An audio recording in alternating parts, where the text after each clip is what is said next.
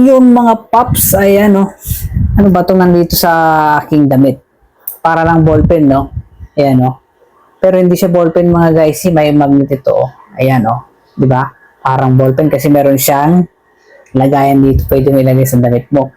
Ang silbi nito guys, halimbawa, mahilig kayong mag-DIY ng inyong motor o sasakyan. Ito ang kailangan nyo kasi may magnet yan. Halimbawa, nahulog yung tornilyo dun sa pinakamalalim na hindi nyo ma-access ng kamay, di ba?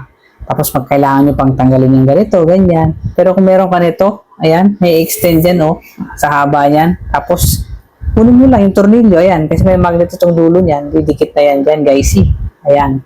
So, mahalaga ito pag DIY at may mga tornilyo kang kailangan kunin na masikip ang access, kaya try natin. Kagaya nito guys, kanina nagtatanggal kasi ako ng aking cover ng reserve tank, nahulog yung tornilyo yung banda, oh, sa gilid. So, ang hirap kunin, kaya buti na lang meron ako nito, ayan, oh. Kung makukuha natin yung tornilyo, nahulog doon, nakasiksik doon sa gilid guys, dito, banda. Oh, ayan, oh. Tap ko lang, no, yun, dumikit nga doon sa pinaka-metal agad, oh. Ayan.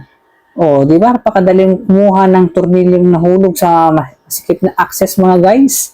Ayan, so, importante meron ka nito, oh. Di ba? Okay, dyan lang yan sa basket mga guys, di ba? Oh, pag kailangan nyo yun, check out tayo dyan, okay? Subukan naman natin, halimbawa, baka sabihin nyo mahina ang kapit, mahina ang magnet niya. Subukan natin. Kuha tayo ng mas mabigat is screwdriver mga guys, Ayan, ito. Tingnan natin ang lakas ng magnet niya. Ayan, ha. Okay. Oh, di ba? Yan. Diba?